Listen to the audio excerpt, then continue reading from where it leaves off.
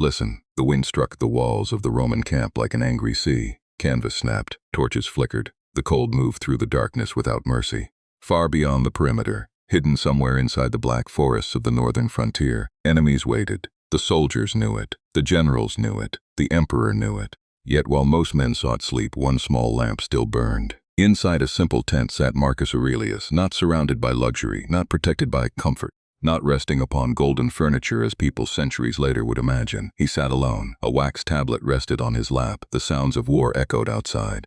And yet his attention remained fixed on a single battle, the battle within, because Marcus understood something most men never learn. The greatest prison is not built from stone. It is built from weakness. A man can possess wealth and still be imprisoned. A man can possess status and still be imprisoned. A man can command armies and still be imprisoned. Because true imprisonment occurs when a person loses control of himself. Marcus dipped his stylus, paused, then wrote, "Control your mind." Simple words. Yet behind them stood a lifetime of struggle. People often imagine discipline as punishment. Marcus saw it differently. He saw discipline as freedom, because every desire that controls you becomes a master. Every impulse that commands you becomes a chain. Every weakness that directs your behavior becomes a prison guard. The young soldier standing watch outside the emperor's tent did not understand this yet. His name was Lucius, only 19 years old, strong body, quick hands, ambitious mind. Yet internally he was restless. His thoughts moved like wild horses. One moment confidence, the next moment fear, one moment determination, the next moment doubt. He constantly felt trapped inside himself, and he hated it. He watched veteran soldiers endure hardship calmly while he fought battles against emotions every day. Cold anger, jealousy, fear, distraction, temptation. Each one seemed stronger than him, and every night he promised himself change. Every morning he repeated the same mistakes. One evening, unable to contain his frustration, Lucius approached the emperor. The guards allowed him passage. Marcus looked up from his writing. The young soldier hesitated, then spoke. "Caesar, may I ask a question?" Marcus nodded. "What troubles you?" Lucius swallowed. "How do I become stronger?" Marcus remained silent. The wind howled outside. Finally he asked, "Stronger than whom?" Lucius frowned. "The enemy." Marcus shook his head. "No." The young soldier looked confused. Marcus continued. "Every man wishes to defeat an enemy." He leaned forward. "Very few wish to defeat themselves." The words landed heavily. Lucius felt uncomfortable immediately, because deep down he knew they were true. Marcus noticed. "Tell me," he said, "do you rise when you say you will rise?" Lucius looked away. "Not always." "Do you remain focused when you say you will remain focused?" "No." "Do you control your temper?" "Sometimes." "Do you control your desires?" Lucius remained silent. Marcus nodded. "You seek strength while surrendering control." The emperor stood outside. Snow drifted through the darkness. He pointed toward the camp. "Look." Thousands of soldiers occupied the valley. Rows of tents, fires, weapons, horses, supplies, an army capable of shaking nations. Marcus spoke softly. "Rome controls this territory because it maintains discipline." Lucius nodded. "Without discipline," Marcus continued, "this army becomes chaos." The young soldier understood. Marcus turned toward him. "The same is true for the mind." A long silence followed. Then Marcus asked, "Who commands your thoughts?" Lucius opened his mouth, then stopped, because he didn't know, and that frightened him. For the first time he realized that most of his decisions were reactions. He reacted to comfort, reacted to fear, reacted to emotion, reacted to desire. He was not leading himself, he was being led. Marcus could see realization forming. "The undisciplined man believes freedom means doing whatever he wants." The emperor smiled faintly. "He is wrong." The snow continued falling. "The man who cannot control himself is never free." Lucius listened carefully. Marcus pointed toward the distant darkness beyond the camp. "Imagine a rider on a horse." The young soldier nodded. "If the horse obeys, the rider travels anywhere." Marcus paused. "But if the horse controls the rider, where does he go?" Lucius answered immediately. "Wherever the horse wants." Marcus smiled. "Exactly." Then he tapped his chest. "Most people live that way." The words echoed inside Lucius, because he recognized himself immediately. His impulses directed his actions. His emotions directed his actions. His moods directed his actions, and every year those habits became stronger. Marcus returned to his seat. "The reason discipline feels painful," he said, "is because you are taking back control." Lucius listened. The emperor continued writing while speaking. "Every time you rise when you want to sleep, scratch." The stylus moved. "Every time you work when you want distraction, scratch. Every time you remain calm when anger demands action, scratch. You strengthen the ruler within." The young soldier felt something shifting inside him. Not motivation, something deeper. Understanding. For years he had believed freedom meant comfort. Now he began seeing comfort differently. Perhaps comfort was not freedom at all. Perhaps comfort was the very thing making him weak. Marcus looked up again. "You think discipline takes something from you?" The Emperor smiled. "It gives something back." "What?" Marcus answered immediately. "Yourself." And in that moment the wind outside seemed quieter. The camp seemed still, because Lucius felt as if he had discovered a truth hidden in plain sight his entire life. The strongest men were not necessarily stronger physically. They were stronger internally. They could command themselves, command attention, command emotion, command action, even when they did not feel like it, especially when they did not feel like it. Marcus stood and extinguished one of the lamps. Only a single flame remained. Its light danced across the tent walls. Then the Emperor spoke words Lucius would remember forever. "Discipline is not the enemy of freedom." He looked directly into the young soldier's eyes. "It is the path to it." Outside, snow continued to fall across the Roman frontier. Inside, a different storm had begun. A storm that would force Lucius to confront every weakness he had spent years avoiding, and he had no idea how difficult that journey would become. The next morning arrived without mercy. No golden sunrise, no inspiring music, no sudden transformation, only cold. The kind of cold that made every movement feel like work. The kind of cold that made comfort feel valuable. Lucius opened his eyes before dawn. For a brief moment he forgot the conversation. Then he remembered discipline is freedom. The words returned immediately. And so did resistance. His body wanted sleep. His blankets felt warm. The darkness outside promised suffering. A voice inside him whispered, "Stay here. Just a little longer. No one will know. You can start tomorrow." The temptation felt reasonable, almost logical. That was the dangerous part. Weakness rarely announces itself as weakness. It usually disguises itself as comfort, as convenience, as delay. As just this once, Lucius stared at the ceiling. The battle had begun, not against barbarians, not against weather, against himself. And for the first time he could see the battle clearly. He realized this same fight appeared every day, every morning, every decision, every excuse. Previously he had always lost because he never recognized the enemy. Now he did. The enemy was not the cold, the enemy was surrender. Slowly he sat up. The blankets practically begged him to return. His body protested, his mind protested, but he stood. One small victory. Nothing dramatic, no applause, no celebration, yet something important happened. For the first time in years his actions defeated his feelings. That mattered. Outside, the camp was beginning to wake. Soldiers emerged from tents, horses stamped against frozen ground, smoke rose from fires, life resumed. Most people would never notice the significance of what had just occurred. Because externally nothing changed. Internally everything changed. A single act of discipline had strengthened something invisible. Trust. Self-trust. The foundation of all confidence. Marcus often believed confidence was misunderstood. People thought confidence came first, then action. Reality worked differently. Action came first. Confidence followed. Each promise kept strengthened trust. Each promise broken weakened it. Lucius was beginning to learn this lesson. Throughout the morning he carried supplies across camp. The work was repetitive, heavy, uncomfortable. Part of him wanted shortcuts. Part of him wanted rest. Part of him wanted distraction. Yet another part was growing stronger. A quieter part. A steadier part. The part Marcus called the ruler within. Days passed, then weeks. The northern campaign intensified. Reports arrived daily. Enemy movements, supply shortages, political tensions from Rome. Pressure surrounded the emperor from every direction. Yet Marcus remained strangely calm. Lucius watched carefully. The emperor experienced the same hardships as everyone else. The same weather. The same uncertainty. The same dangers. Yet he carried himself differently. One evening, unable to contain his curiosity, Lucius approached him again. "Caesar." Marcus looked up. "Yes, are you never afraid?" The emperor smiled. "Of course I am." Lucius blinked. The answer surprised him. Marcus continued. "Courage is not the absence of fear." The wind rattled the tent. "It is action despite fear." The young soldier listened. Marcus pointed toward a sword hanging nearby. "If a sword never encounters resistance, how does it become sharp?" "It doesn't." Marcus nodded. "The same applies to character." Then he said something Lucius would never forget. "Your struggles are not proof that life is against you." He paused. "They are proof that life is training you." The words settled deeply.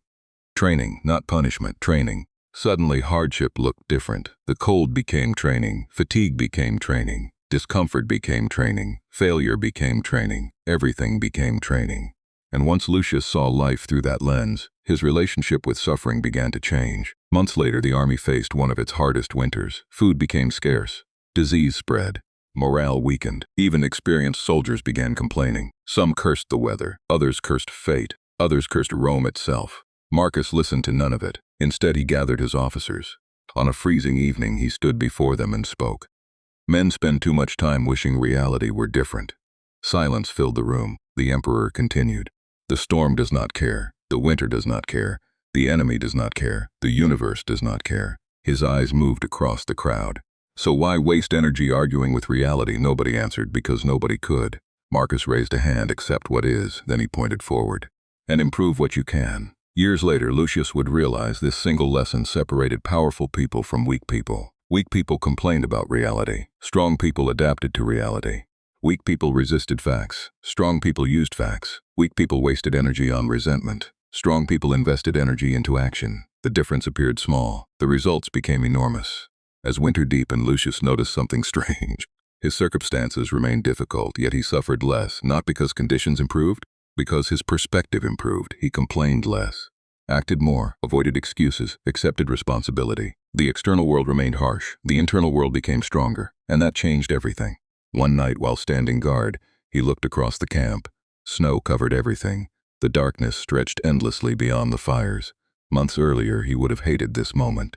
Now he appreciated it, because he understood something he never understood before. Comfort had made him weak. Difficulty was making him capable. The realization felt liberating. Most people spend their lives running from challenge, running from effort, running from discomfort, running from responsibility. Then they wonder why they never become stronger. Marcus had chosen the opposite path. He walked toward difficulty, not because he enjoyed suffering, because he understood its value. And slowly, very slowly, Lucius was beginning to understand it too.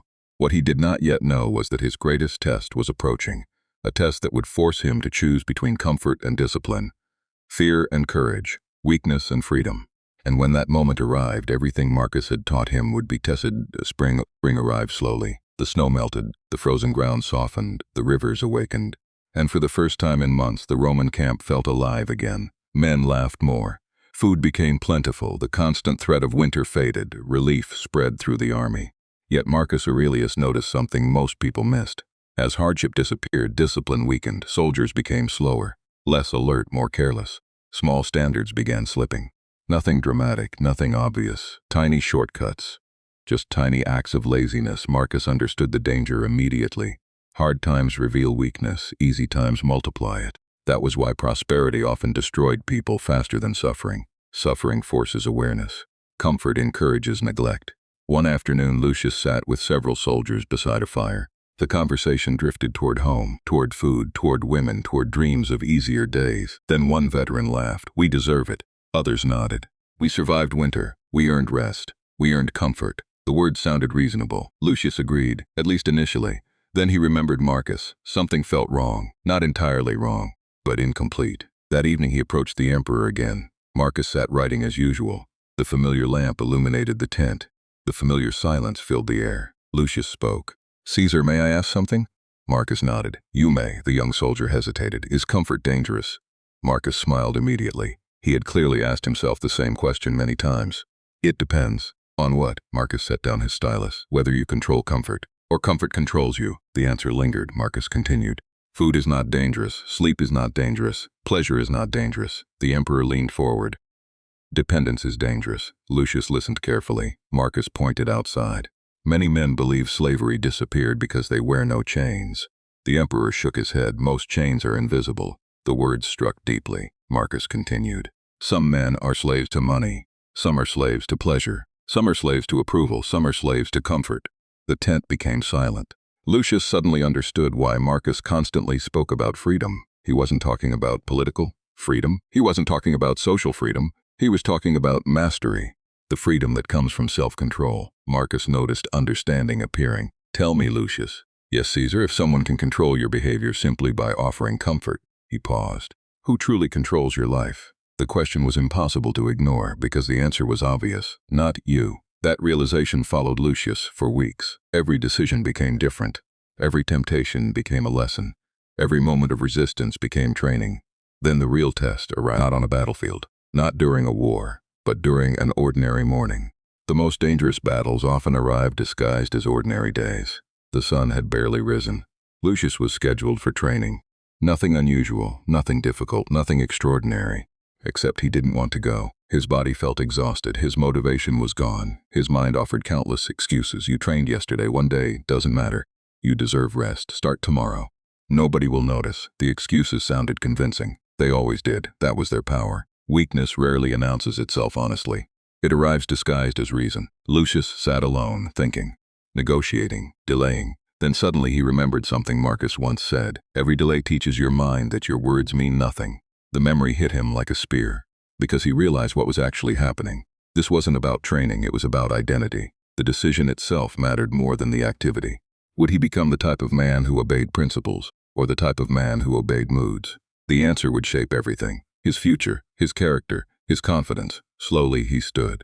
The resistance remained, the discomfort remained, the excuses remained, but he moved anyway, and in that moment something changed. Not externally, internally. For years he had believed discipline meant forcing yourself to do difficult things. Now he understood a deeper truth. Discipline was self-respect in action. Every disciplined act communicated something powerful. I trust my own word. That realization transformed him. Training became easier, work became easier, responsibility became easier. Not because the tasks changed, because his identity changed. Weeks later, Marcus observed the difference. The young soldier moved differently, spoke differently, carried himself differently.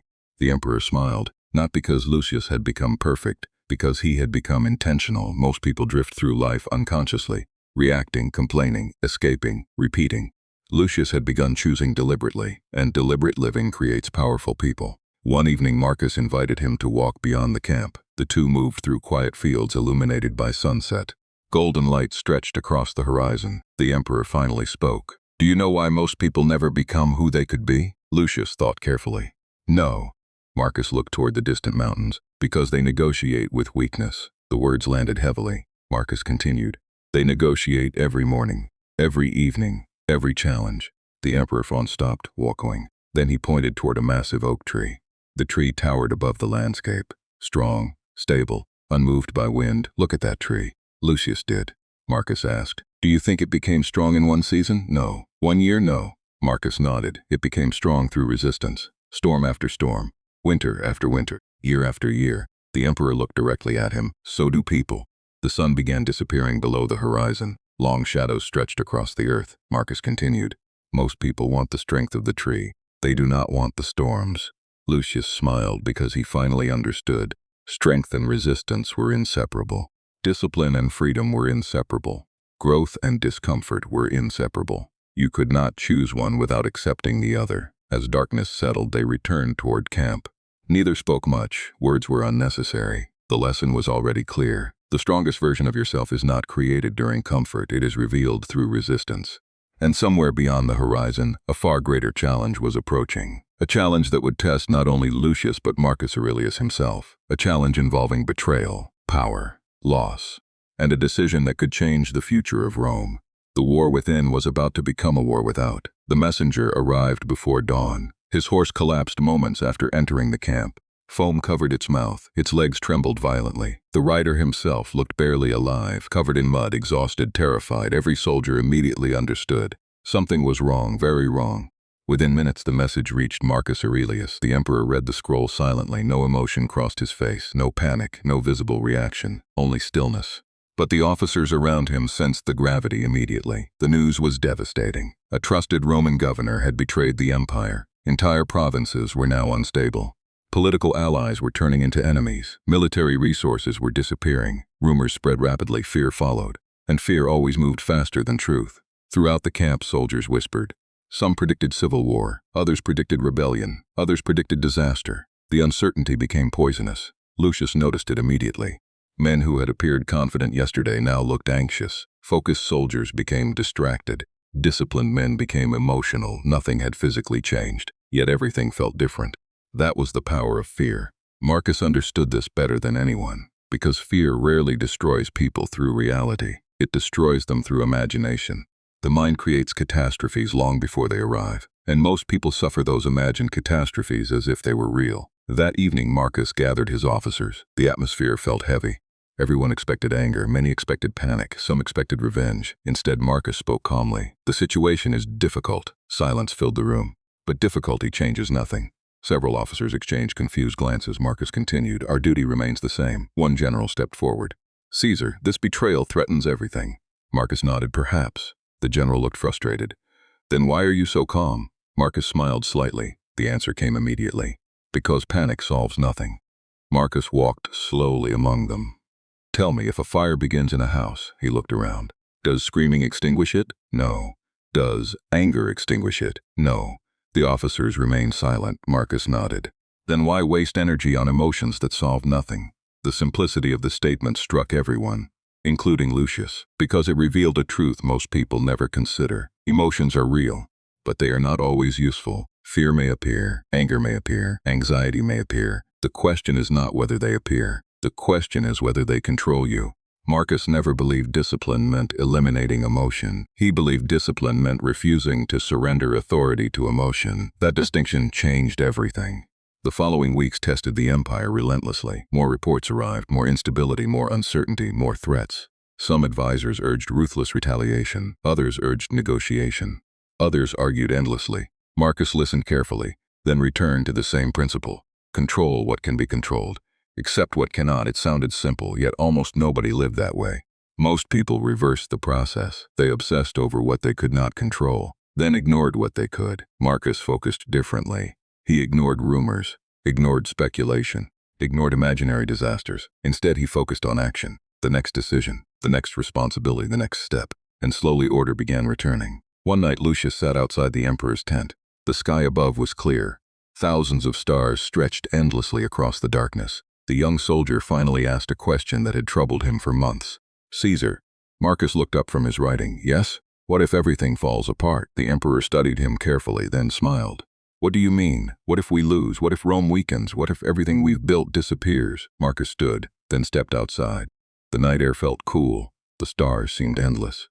He pointed upward. Look. Lucius followed his gaze. What do you see? The stars. Marcus nodded. The same stars watched men worry 1,000 years ago, the emperor continued.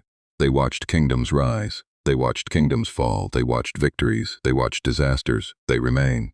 Lucius listened quietly. Marcus turned toward him. Most people believe peace comes from controlling events. He shook his head. That is impossible. Then he touched his chest. Peace comes from controlling yourself. The words felt powerful, because they attacked one of humanity's oldest illusions. The illusion of control. Most suffering came from demanding certainty from an uncertain world, demanding permanence from temporary things, demanding guarantees life could never provide. Marcus understood something different. Life was unpredictable. Always. The future was uncertain. Always. Loss was inevitable. Always.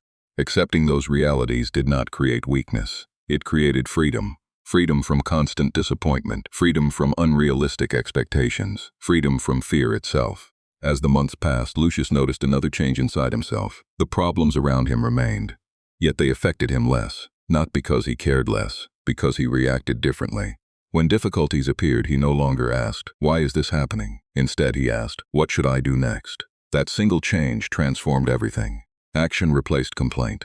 Responsibility replaced blame. Focus replaced anxiety. Marcus often said that the quality of your life depends largely upon the quality of your thoughts. Now Lucius finally understood why. The mind interprets reality, and interpretation shapes experience. Two men can face the same storm. One becomes bitter, the other becomes stronger. The storm remains identical. The mindset changes everything. Then came the day no one expected. The day betrayed personal. A second messenger arrived, this time carrying information about someone Marcus trusted deeply. Someone close to him, someone who had shared years of loyalty, years of friendship, years of service. That man had joined the conspiracy. The news struck harder than any military defeat. Because enemies are expected, betrayal is not. For the first time since Lucius had known him, Marcus remained silent for a very long time. The emperor stared at the message. The camp outside continued moving. Life continued. Yet within that moment something profound was happening. Marcus Aurelius was facing one of the greatest Stoic tests imaginable. Not war, not hardship, not discomfort, betrayal. The kind that wounds the heart. The kind that tempts bitterness. The kind that makes people cynical forever. Lucius watched carefully. Because what happened next would teach him perhaps the most important lesson of all. A lesson about forgiveness. A lesson about character. A lesson about remaining good when others become corrupt. And that lesson would begin the following morning. Arrived quietly. No battle horns, no urgent commands, no dramatic confrontation. Only silence. The kind of silence that follows disappointment. The kind that follows betrayal. Marcus Aurelius sat alone. The letter remained on his desk. The same words, the same facts, the same truth. A trusted friend had betrayed him. Not an enemy, not a stranger, a friend. Someone who had shared meals with him, spoken with him, worked beside him. Someone he had trusted. And trust, once broken, leaves a wound unlike any other. Because betrayal attacks something deeper than security. It attacks belief. Belief in people, belief in loyalty, belief in character. Many men become bitter after betrayal. Many become suspicious. Many become cold. Many spend years carrying resentment. Marcus understood that temptation. He was human. The pain was real. But he also understood something else. Bitterness punishes the victim more than the offender. The person who wronged you may sleep peacefully. Meanwhile, resentment continues poisoning your own mind. Marcus refused that prison, not because betrayal did not hurt, because he refused to surrender himself to it. That morning, Lucius entered the tent. The young soldier expected anger, expected frustration, expected disappointment. Instead, he found Marcus writing. Calmly, as usual, Lucius could hardly believe it. Caesar. Marcus looked up. Yes, how? The emperor smiled slightly. How what? The question hung in the air. Marcus leaned back, then answered slowly. Because another man's character belongs to him. The young soldier frowned. Marcus continued. His choices belong to him, his actions belong to him, his integrity belongs to him. The emperor placed a hand on his chest. My response belongs to me. Silence followed. The lesson felt simple, yet it carried enormous power. Most people surrender ownership of their emotions. Someone insults them. Their peace disappears. Someone betrays them. Their happiness disappears. Someone disappoints them. Their stability disappears. Marcus saw this differently. Why allow another person's actions to control your inner world? Why grant them that power? Why voluntarily become their prisoner? The emperor stood, then walked outside. The morning sun stretched across the camp. Life continued. Soldiers trained. Workers moved supplies. Horses crossed muddy roads. The world had not stopped. Marcus looked across the camp. Tell me, Lucius. Yes. If a man throws mud at you. The young soldier listened. Must you throw mud at yourself? Lucius smiled. No. Marcus nodded. Then why do people do exactly that emotionally? The question struck deeply, because it was true. One act of betrayal often creates years of self-inflicted suffering, not because of the original wound, because people reopen it repeatedly, again and again. Marcus believed wisdom required something difficult, accepting reality, not the reality we wish existed. The reality that actually exists. People will disappoint you. People will lie. People will betray. People will fail. Not because humanity is evil. Humanity is imperfect. The emperor never expected perfection from others. That expectation alone protected him from endless disappointment. Later that afternoon, a meeting was arranged. Several generals demanded harsh punishment. Some demanded public executions. Others demanded immediate retaliation. The room buzzed with emotion, fear, anger, outrage. Marcus listened quietly, then finally spoke. What outcome are we seeking? The room became silent. One general answered. Justice. Marcus nodded. Good. Then his eyes sharpened. Not revenge. The distinction changed everything. Many people confuse the two. Justice seeks order. Revenge seeks satisfaction. Justice serves principle. Revenge serves emotion. Justice looks forward. Revenge remains trapped in the past. Marcus never allowed anger to disguise itself as wisdom. That discipline made him different. The meeting ended. The decisions were made. The empire would act. But it would act rationally, not emotionally, firmly, not blindly. And once again, Lucius learned something important. Discipline is not weakness. Discipline is controlled strength. Anyone can lose control. Anyone can explode. Anyone can react. The harder challenge is remaining guided by principles when emotions demand otherwise. Days passed, then weeks. The conspiracy slowly unraveled. Traitors were identified. Plots were exposed. The threat began weakening, but another challenge appeared. One far more dangerous, the challenge of pride. Because success creates problems too. As victories accumulated, many officers became arrogant. They began speaking carelessly, boasting, mocking defeated enemies, celebrating themselves. Marcus noticed immediately. Failure tests character. Success tests it too, often more severely. One evening he addressed a group of young officers. The room was filled with confidence, perhaps too much confidence. Marcus spoke calmly. The moment you believe you are above discipline, he paused, you have already begun declining. The officers exchanged glances. The emperor continued. Victory creates illusion. It convinces people they are special. It convinces people rules no longer apply. It convinces people growth is complete. Marcus shook his head. Growth is never complete. Those words remained with Lucius, because he realized something important. The journey never ends. There is no final level of discipline, no final level of wisdom, no final level of mastery. The moment improvement stops, decline begins. Months later, as peace gradually returned, Lucius reflected on everything he had learned. Discipline, responsibility, resilience, patience, control. Yet one question still remained, perhaps the most important question of all. What was the ultimate purpose of self-mastery? Why pursue discipline? Why pursue wisdom? Why struggle against weakness? What was all of it for? The answer would arrive unexpectedly, not through a lesson, not through a speech, but through a tragedy that would force Marcus Aurelius himself to confront mortality in a way he never had before. And when that moment arrived, the emperor would reveal the deepest Stoic lesson of his entire life. Years passed, wars came and went, enemies rose and fell, victories were celebrated, defeats were endured. And through it all, Marcus Aurelius remained the same man, not because life spared him, because discipline anchored him. Yet there was one truth no emperor could command, one enemy no army could defeat, one reality no amount of power could delay forever. Death had arrived quietly, without warning, without negotiation, without permission. A message reached Marcus one evening. A trusted companion had died unexpectedly, not in battle, not through violence, simply gone, one day alive, the next day absent. The news spread throughout the camp. Many soldiers became silent, others became fearful, some became angry. Lucius felt all three, because death forces a question most people spend their lives avoiding. If everything ends, what truly matters? That night he found Marcus sitting outside beneath the stars. The emperor seemed thoughtful, not devastated, not detached, simply reflective. Lucius sat beside him. For a long moment neither spoke. Then the young soldier finally asked, "Does death ever stop frightening you?" Marcus looked upward. The stars stretched endlessly above them. "No." The honesty surprised him. Marcus continued, "It reminds me." "Reminds you of what?" The emperor smiled softly. "To live." The answer seemed strange at first. Then Marcus explained. "Most people treat life as if it has unlimited days. They delay important things. They postpone growth. They postpone courage. They postpone discipline. They postpone becoming who they know they should become." The emperor looked toward the horizon. "Death destroys that illusion."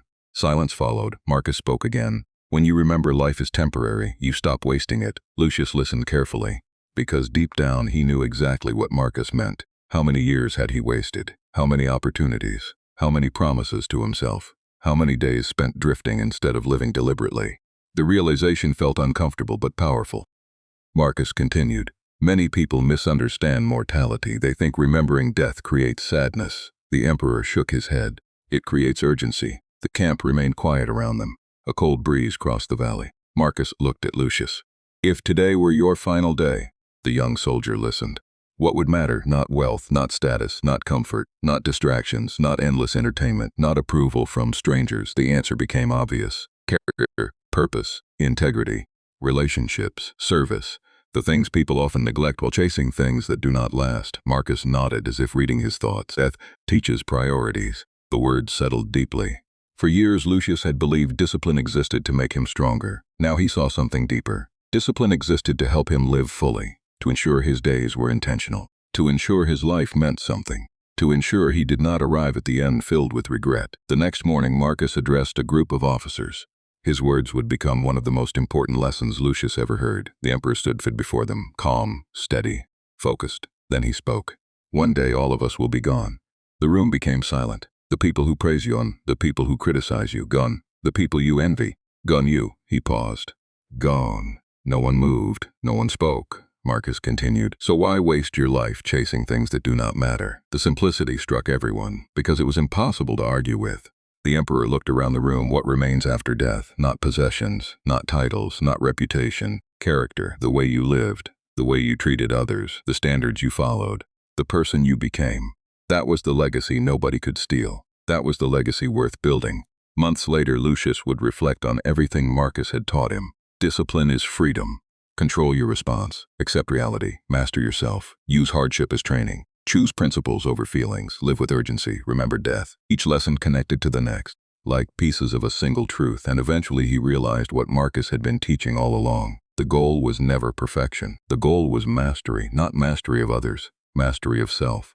Because a man who masters himself cannot easily be controlled, cannot easily be distracted, cannot easily be broken. Life would still bring suffering, failure, loss, pain, uncertainty. But none of those things would own him, because he owned himself. Years later, after Marcus Aurelius was gone, many would remember him as an emperor. Others would remember him as a philosopher. Others as a ruler. Lucius remembered something different. He remembered a man sitting beneath a small lamp in a military tent, writing quietly while the world around him struggled. A man who understood that the greatest empire was not Rome.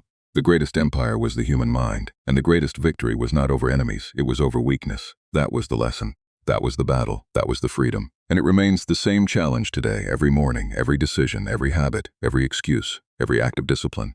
Because freedom is not found in comfort. Freedom is found in self-control. And the moment you stop waiting for motivation, the moment you stop negotiating with weakness, the moment you begin living according to principles rather than feelings, you begin walking the same path Marcus Aurelius walked centuries ago, a path of responsibility, a path of resilience, a path of purpose, a path of discipline, because in the end, discipline is freedom.